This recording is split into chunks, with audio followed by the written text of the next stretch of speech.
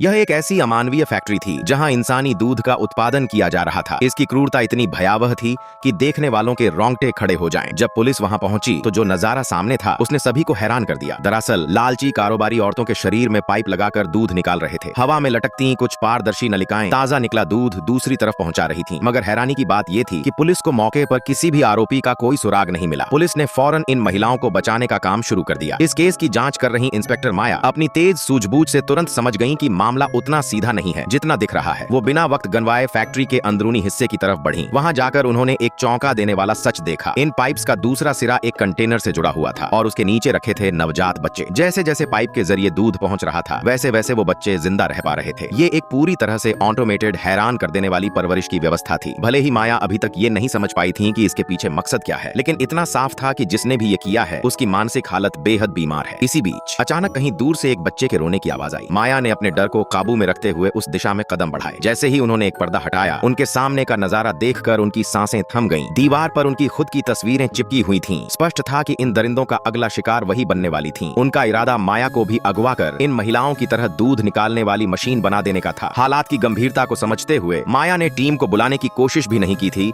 कि तभी एक तेज धार वाली चाकू चुपके से उनकी गर्दन की तरफ बढ़ने लगा। माया के दिमाग में उसी वक्त एक फ्लैशबैक आया। कैसे उन्होंने सालों तक महिलाओं को तस्करी से बचाया था। शायद यही वजह थी कि अब ये तस्कर उनके पीछे पड़ गए थे। मगर माया कोई आसान शिकार नहीं थी। उन्होंने पल भर में ही पलटवार किया। कमर से पिस्टल निकालते हुए उन्होंने निशाना साधा और गोलियां तस्कर के सीने में उतार दी। और यही अंजाम होता है ऐसे दरिंदों का जो औरतों की